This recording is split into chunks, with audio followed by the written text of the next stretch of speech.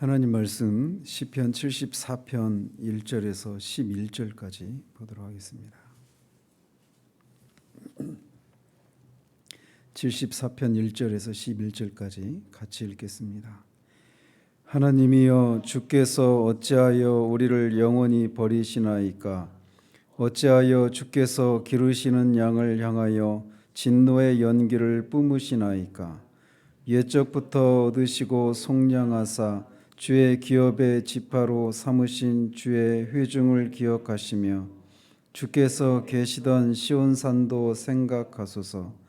영구히 파멸된 곳을 향하여 주의 발을 옮겨 놓으소서. 원수가 성소에서 모든 악을 행하였나이다. 주의 대적이 주의 회중 가운데에서 떠들며 자기들의 깃발을 세워 표적으로 삼았으니 그들은 마치 도끼를 들어 삼림을 베는 사람 같으니이다. 이제 그들이 도끼와 철퇴로 성소의 모든 조각품을 쳐서 부수고 주의 성소를 불사르며 주의 이름이 계신 곳을 더럽혀 땅에 엎었나이다. 그들이 마음속으로 이르기를 우리가 그들을 진멸하자 하고 이 땅에 있는 하나님의 모든 회당을 불살랐나이다.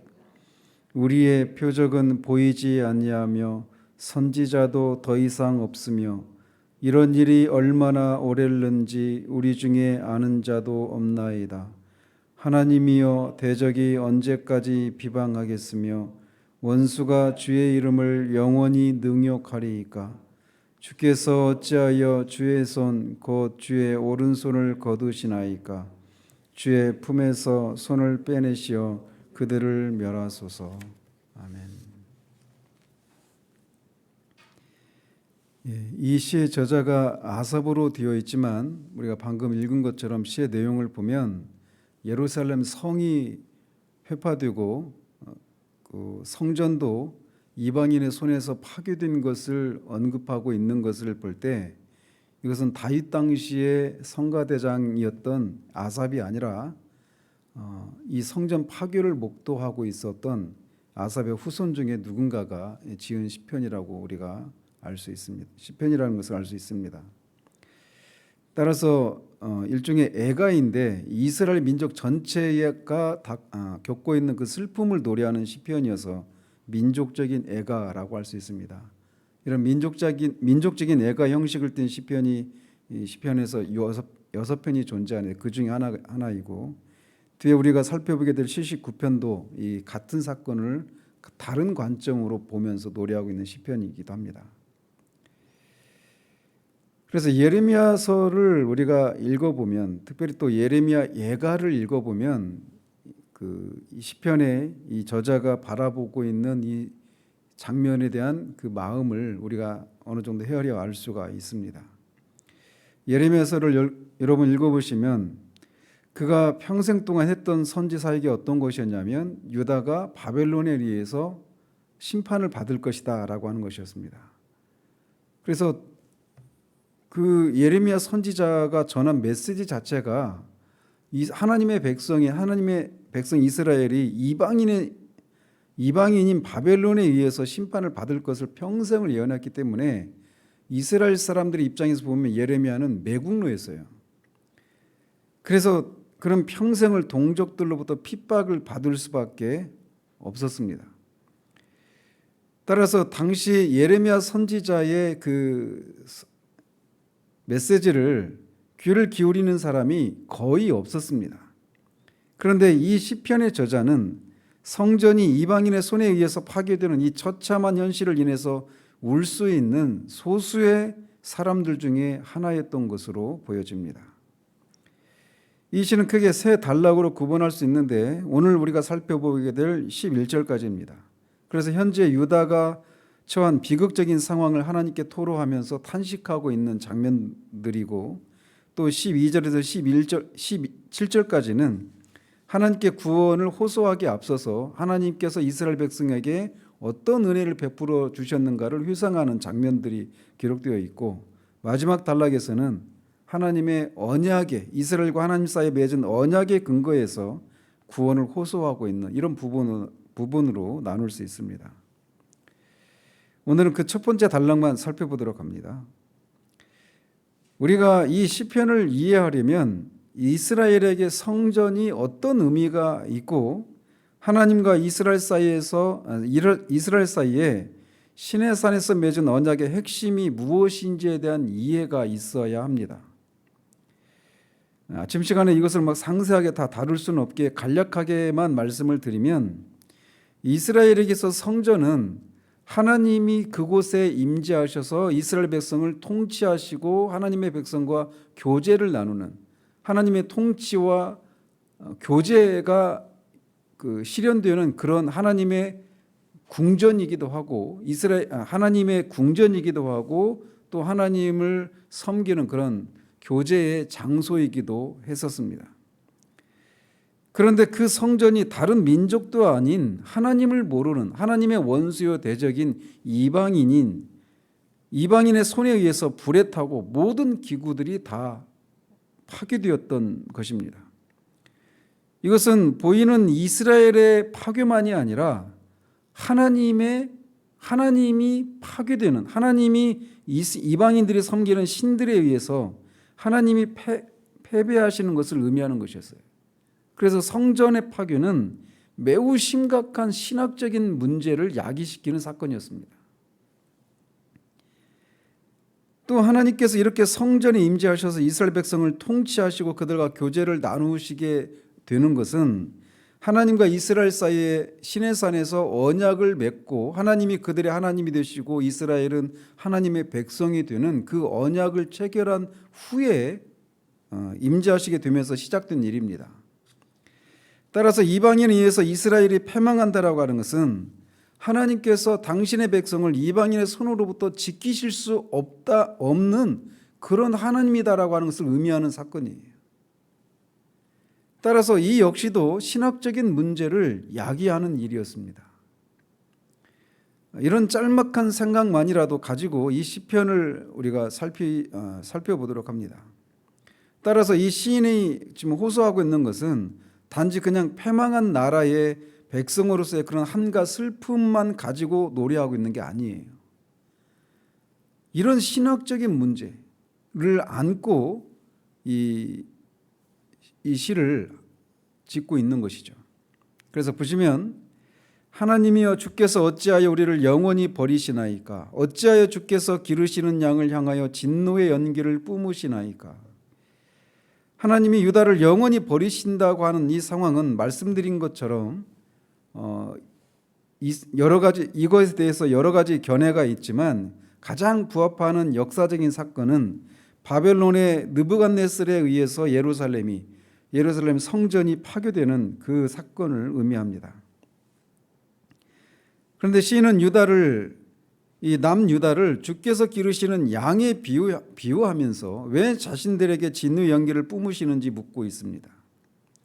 이렇게 시편 23편에서는 다윗이 자기 개인을 하나님과 자신과의 그 개인적인 관계를 양과 목자의 관계로 이렇게 비유하고 있는 장면이 있긴 하지만 이스라엘 전체를 하나님의 양 그리고 이 하나님을 이스라엘의 목자로 이렇게 비유하고 있는 장면은 이 시편과 또 79편 또 예레미야 선지자에게서도 우리가 발견되는 그런 비유법이라고 할 수 있습니다.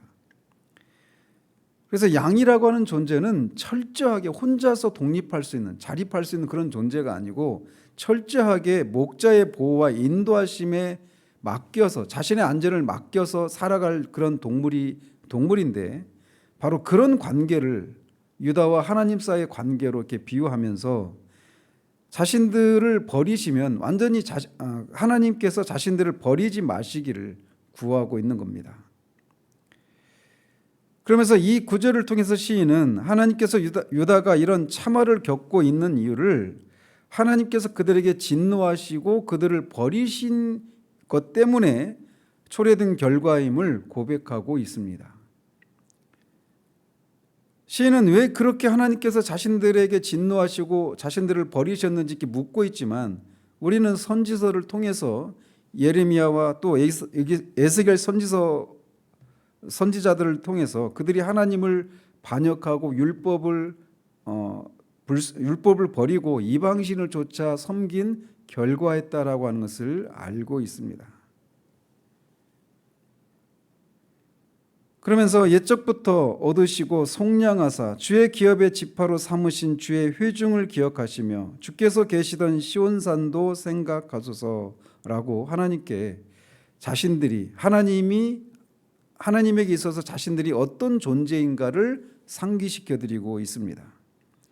여기서 옛적부터라고 하는 말은 이사야서 63장 16절에도 똑같은 단어가 사용되고 있는데, 거기서 보면 주는 우리의 아버지시라 옛날부터, 그래서 개역 한글판에서는 상구부터 이렇게 말을 하고 있어요. 그래서 옛적부터, 옛날부터, 상구부터 다 똑같은 말인데, 그 말은 그냥 옛날 이런 의미가 아니라 그 영원전 이런 의미입니다. 그래서 시인이 말하고 있는 것은 하나님께서 영원전부터 이스라엘을 당신의 택한 백성으로 예정하고 계셨음을, 선택하셨음을 하나님께 상기시켜 드리고 있는 거예요. 그리고 속량하셨다라고 말하고 있는데, 이것은 대가를 지불하고 사셨다라고 하는 말입니다. 그래서 출애굽 6장 6절에서도 하나님께서 나는 여호와라, 내가 애굽 사람의 무거운 짐 밑에서 너희를 빼내며 그들의 노역에서 너희를 건지며 편팔과 여러 큰 심판들로서 너희를 속량할 것이다라고 말씀하시는데, 이 속량이라고 하는 말이 여기서도 이렇게 사용되고 있습니다. 그래서 속량 또는 구속 다 똑같은 말인데, 어떤 대가를 치르고 그 노예 상태 가운데 있는 사람들을 해방시키는 것, 이것이 속량과 구속의 의미입니다. 즉 시인은 하나님께 이스라엘 백성들을 하나님이 영원전부터 하나님이 택하신 백성이고, 또 그렇게 출애굽의 과정을 통해서 하나님이 그런 재앙을 통해서 이 이스라엘 백성을 사신 하나님의 백성이라고 하는 것을 상기시켜 드리고 있는 것입니다. 그래서 얼마 전에도 말씀드렸지만, 영원전에 하나님이 예정하시고 선택하시는 과정 속에 나타나는 하나님의 사랑을 아하브의 사랑이라고 말을 하고, 또 이렇게 아하브의 사랑의 근거에서 그 약속을 성취하시는 하나님이 여호와 하나님이신데, 그 언약을 성취하시는 과정에 나타나는 하나님의 사랑을 헤세드라고 말을 합니다. 그래서 결국은 지금 시인은 하나님이 이 아하브의 사랑과 헤세드의 사랑으로 다시금 자신들을 이 상황 가운데서 건져 주실 것을 호소하고 있는 거예요. 그러면서 시인은 주께서 계시던 시온산도 기억해 달라라고 호소하고 있는데, 이 시온산은 예루살렘을 가리킵니다. 예루살렘은 신명기에서도 말씀하고 있는 것처럼 하나님께서 자기 이름을 두시려고 특별히 택하신 곳이 예루살렘 성이에요. 그러니까 계속해서 이런 용어들을 통해서 하나님께 이스라엘 백성은 어떤 존재인지, 하나님에게 있어서 어떤 존재인지, 예루살렘 성전은 어떤 존재인지, 이것을 계속 상기시켜 드리고 있는 겁니다. 따라서 시인은 지금 예루살렘의 파괴와 멸망을 단순히 그냥 나라의 주권이 상실되고 백성들이 이방 민족들에게 당하는 수치와 모욕을 그냥 당하고 있다, 이런 의미로만 하나님께 말씀드리고 있는 것이 아니라, 하나님의 소유가 파괴되고 있고 하나님의 이름이 이방에 의해서 모욕당하고 있습니다 라고 하는 것을 상기시켜 드리고 있는 거예요. 그러면서 그것을 보면서 분개하고 슬퍼하고 애통해하고 있는 겁니다. 그러니 속히 하나님께서 이 침묵을 깨시고 떨쳐 일어나셔서 구원하실 것을 호소하고 있는 거예요. 영구히 파멸된 것을 향하여 주의 발을 옮겨 놓으소서. 원수가 성소에서 모든 악을 행하였나이다. 영구히 파멸된 곳이다라고 하는 것은 너무나 철저하게 파괴되어서 회복 불가능한 그 예루살렘 상황을 이렇게 표현하고 있는 겁니다. 그것으로 주의 발을 옮겨 놓으소서라고 호소하고 있는 것은 하나님께서 그곳에서 떠나셨다라고 하는 것을 말하고 있는 것이죠. 실제로 에스겔 선지자를 통해서 하나님께서 환상 중에 에스겔 선지자, 이 그발 강가에 있는, 바벨론에 있는 그발 강가에 머물렀던 이 에스겔 선지자를 환상 중에 예루살렘으로 그렇게 보여셔서 데려가셔서 예루살렘 성전에서 하나님을 섬기는 성전 안에서 뭐 태양신도 섬기고 각종 음란한 그런 행위들을 하고 있는 제사장들부터 모든 백성들이 그 성전에서 그렇게 음행을 행하고 이방신들을 그렇게 음행하듯이 섬기고 있는 그런 장면들을 보이시면서 내가 이러니 내가 이 성전에서 떠나지 않을 수가 없지 않겠느냐라고 하시는 그런 장면을 우리가 읽을 수가 있는데, 하나님이 그런 이유로 이 성전에서 이스라엘에게서 떠나신 것이란 말이죠.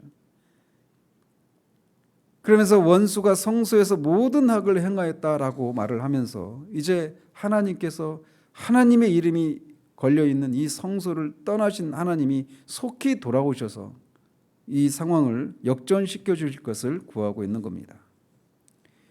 주의 대적이 주의 회중 가운데서 떠들며 자기들의 깃발을 세워 표적으로 삼았으니, 여기서도 주의 대적이라고 말을 합니다. 이스라엘의 대적이라고만 말하지 않고 주의 대적이라고 말을 하고, 또 이스라엘 백성들 가운데라고 말하지 않고 주의 회중이라고 말을 하고 있어요. 끊임없이 시인은 이런 표현 하나하나를 통해서 이스라엘과 하나님과의 그 관계를 계속해서 붙들고 그것을 상기시켜 드리고 있는 것입니다. 그러면서 여기서 말하는 주의 회중 가운데서 떠든다라고 할 때 그 회중은 단지 이스라엘 백성들의 모임을, 그런 백성들을 말하는 것이 아니라 성전을 의미해요. 그래서 바벨론 군대가 예루살렘을 정복하고 승리에 도취되어서 성전에서 막 소리 지르고 회포하고 더럽힌 그것을 묘사하고 있는 겁니다. 이 이방인들에게 성소는, 또 지성소는 아무런 의미도 없는 것이었습니다.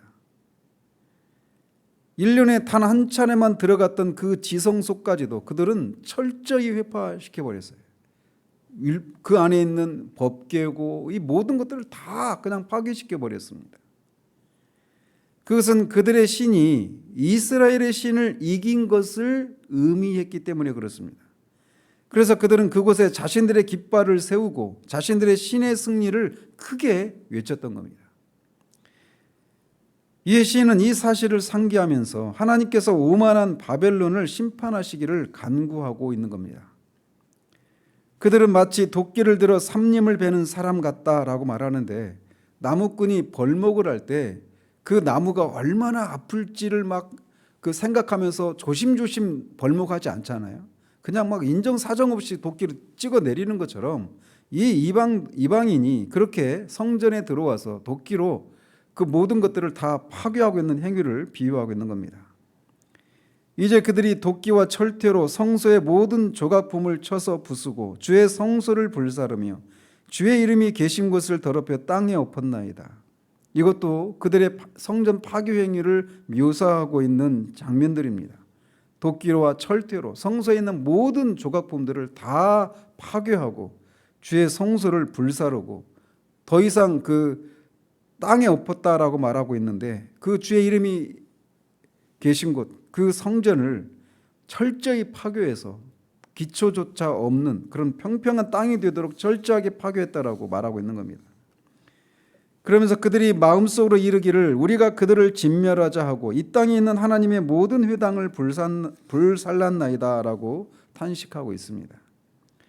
그런데 이들이, 이 바벨론 군대가 예루살렘 성전을 파괴시킨 이것은 우연히 일어난 그런 우발적인 사건이 아니라 계획적으로 일어난 사건이라고 하는 것을 말하고 있어요. 마음속으로 이르기를, 우발적인 사건이 아니라 계획적으로 빚어진 사건이라는 것이죠. 그러면서 여기서 주의 회당을 불살랐나이다 라고 말하는데, 회당은 바벨론 포로에서 돌아온 후에 에스라에 의해서 최초로 세워진 것으로 알려져 있습니다. 그런데 여기서 회당이 불살라졌다 이렇게 말을 하고 있어서 어떤 학자들은 이 시편이 바벨론 포로 이후에 지은 아삽의 후손이 지은 시편이다 이렇게 말을 하는데, 이 예레미야 예가 2장 6절에 보면 같은 단어가 사용되고 있습니다. 그래서 이 사건이 예루살렘 성전이 파괴되는 그때를 배경으로 하고 있다라고 하는 것에 무리가 없습니다. 우리의 표적은 보이지 아니하며 선지자도 더 이상 없으며 이런 일이 얼마나 오래는지 우리 중에 아는 자도 없나이다. 여기서 우리의 표적은 앞에 4절과 그 대적의 표적과 이렇게 대조시키는 그런 표현입니다. 그래서 대적들이 자신들의 깃발을 세워서 표적을 세우고 있어요. 즉 자신들의 신이 이스라엘 신을 이겼다라고 하는 그런 표적을 성전에 세우고 있는데, 상대적으로 이스라엘의 표적은 보이지 않는다라고 말을 하고 있는 겁니다. 즉 시인이 말하는 표적은 하나님의 임재의 상징으로 일컬어졌던 성전과 그 성전 안에 있는 법궤가 사라져 있고 파괴된 것을 말하고 있는 거예요. 그러면서 선지자도 더 이상 없다라고 말을 하고 있습니다. 그래서 이 선지자도 더 이상 없다라고 말할 때 이 당시 활동했던 선지자가 예레미야, 에스겔, 다니엘과 같은 선지자들인데, 예레미야 선지자는 여기서 선지자가 없다라고 말하고 있는 것을 보면 예레미야 선지자가 이 남아있는 이 파괴되고 남아있는 그 유민들이 애굽으로 피난을 가는데 그때 끌려갔거든요. 예레미야도. 그리고 거기서 죽게 되는데 예레미야가 그렇게 애굽으로 끌려간 이후에 이 시편을 지은 것이라고 우리가 생각할 수 있습니다. 그리고 에스겔과 다니엘도 여기 없었어요. 바벨론에 있었단 말이죠. 그래서 선지자들이 더 이상 자신들에게 없고, 선지자들이 또 없다는 얘기는 선지자들은 하나님의 말씀을 대언하는 사람들인데 이 상황이 어떤 상황인지, 또 이 상황이 이 차후에 어떻게 진행될 것인지를 전해줄 수 있는 선지자가 없다라고 호소하고 있는 거예요. 그래서 이런 일이 얼마나 오래는지 우리 중에 아는 자가 없다라고 하면서 하나님께서 속히 돌아오실 것을 호소하고 있는 겁니다. 그러면서 이 9절에서 10절이 이제 클라이막스라고 할 수 있는데, 하나님이여 대적이 언제까지 비방하겠으며 원수가 주의 이름을 영원히 능욕하리이까. 시인이 고통받고 있는 것은 바로 이것 때문에 그렇습니다. 물론 하나님의 백성들이 예레미야 예가에 있는 것처럼 예레미야가 또 그렇게 예가를 지을 수밖에 없는 그런 슬픈 현실들이 이스라엘 백성들, 대제사장들, 노인들, 어린이들, 여자들, 그 모든 이스라엘 백성들이 겪고 있는 그 참상을 인한 슬픔도 있는데, 그 이들이 공통적으로 갖고 있는 가장 큰 슬픔이 있다라면 그런 것을 통해서 하나님의 이름이, 하나님의 영광이 이방인에 의해서 짓밟히고 있는, 하나님의 영광이 온전히 드러나지 않고 능욕을 당하고 있는 그것이 그들에게 가장 큰 고통이었습니다. 시인에게 있어도 마찬가지예요. 주께서 어찌하여 주의 손 곧 주의 오른손을 거두시나이까.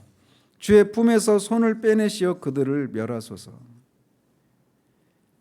그래서 시인은 권능의 상징인 주의 오른손을 속히 다시 주의 품에서 빼내셔서 그의 주님의 권능으로 이방인들을 멸하실 것을 호소하고 있는 겁니다. 이 아침에 우리가 하나님 앞에 기도하면서 우리가 이것을 생각하며 기도할 수 있기를 바라요. 우리가 개인적으로 하나님이 우리에게 주신 그런 구원의 은혜와 인도하심의 보호하심의 은혜들을 인해서 감사하고 찬양을 해야 됩니다. 그러나 그런 것과 함께 교회를 통해서 하나님이 마땅히 드러나야 될, 하나님이 세상으로부터, 교회 안에서부터 하나님이 받으셔야 될 그런 영광과 그런 존귀가 충분히 받고 있는지, 그렇지 않다면 그렇지 않은 현실을 인한 이런 슬픔이 우리 가운데 있어야 한다는 겁니다. 한 사람이 하나님 앞에 성숙한 사람인가 그렇지 않은가에 대한 그 어떤 기준이 있다면 그가 자신에게 베푸신 구원의 은혜를 충분히 감사하고 찬양을 하는가, 이것이 아니에요. 그럼 뭐냐? 하나님의 영광이, 하나님이 그 이름에 합당한, 그 존귀함에 합당한 그런 존귀와 영광과 찬송과 사랑을 하나님의 백성들과 이방인들로부터, 세상으로부터 받고 계시는가? 그것을 인해서 슬퍼할 수 있는가? 이것이 한 사람이 하나님과의 관계에서 정상적인 관계를 누리고 있는지, 또 그가 하나님 앞에서 성숙한 그런 사람인가를 가르는 한 가지 기준이라는 것입니다. 우리가 이런 물리적으로는 오늘날 이 성전 이스라엘 백성이 하나님의 교회로 그렇게 대체가 되었는데, 교회를 통해서 하나님이 충분히 세상 가운데서 이 시대 가운데 이 대한민국 사회 안에서 다른 온 세계는 고사하고 이 대한민국 안에서 교회가 하나님의 백성들이 그 교회와 하나님의 백성들에 걸려있는 하나님의 영광이 충분히 인정을 받고 있는지 아니면 조롱과 모욕을 받고 있는지 이런 통찰이 우리 가운데 필요하단 말이죠. 지금은 교회와 이 하나님의 백성은 거기에 하나님의 이름이 걸려 있습니다. 그래서 교회를 향한 이 세상의 어떤 말들과 판단은 결국은 교회에 걸려있는 하나님의 이름, 하나님의 영광을 향한 판단이라는 거예요. 그런 시각으로 우리 시대의 교회를, 이 시대를 통찰할 때 우리는 하나님이 시편 기자가 지금 이렇게 애통해할 수밖에 없는 그런 현실이 우리 시대의 교회의 현실이다라고 하는 것을 떨쳐낼 수가 없을 거예요. 그것을 바라보는 슬픔이 우리 가운데 있어서 누군가는 이 시편 기자처럼 또는 이사야 선지자나 예레미야 선지자들처럼 그 슬픔을 안고 하나님이 다시금 열방 가운데서 정말 유일한 참 하나님이심을 드러내셔서 합당한 존귀와 영광을 받는 일들이 있기를 위해서 기도하는 그런 우리들 되기를 바랍니다. 기도하겠습니다. 하나님 아버지, 하나님의 백성인 이스라엘이 하나님이 통치하시고 임재하시는 그 성전이 이방인들에 의해서 패망을 당하고 철저하게 유린되고 회파되는 그 현실을 바라보며 그 외적인 현실이 의미하는 바 하나님의 이름이 이방에 의해서 그렇게 철저히 능욕을 당하고 있는 것을 바라보며 슬퍼하는 가운데 지은 이 시편을 우리가 살펴보았습니다. 우리 마음 가운데도 이 시대의 교회를 통해서 마땅히 드러나야 될 하나님의 영광이 그렇게 온전히 세상 가운데서 이 대한민국 사회에서 충분히 인정을 받고 있는가라고 하는 시각으로 우리 시대의 교회를 바라볼 수 있는 우리들 될 수 있기를 원합니다. 교회와 관련된 그런 기사와 그런 뉴스들 속에서 얼마나 교회에 걸려있는 하나님의 이름까지도 하나님의 영광까지도 그렇게 세상으로부터 멸시를 당하고 비방을 당하고 조롱을 당하고 있는 그 현실을 바라보는 그 슬픔을 우리 가운데 허락해 주셔서 다시금 하나님이 그렇게 이스라엘을 떠나실 수밖에 없었던, 그래서 이방으로부터 그렇게 멸시와 조롱을 당할 수밖에 없었던 그 죄악상이 우리 시대의 교회 가운데도 하나님 있음을 볼 수 있는 눈들을 허락해 주셔서 우리 안에 참회의 영을 허락해 주시고 그럼에도 불구하고 여전히 우리에게 걸려있는 하나님의 영광을 인해서 하나님 앞에 이렇게 애통해하며 기도하는 우리들 될 수 있도록, 그래서 마침내 하나님이 정말 세상 가운데 하나님이심을, 유일한 참 하나님이심을 드러내셔서 합당한 존귀와 영광을 받으시기를 소원합니다. 예수 그리스도 이름으로 기도합니다. 아멘.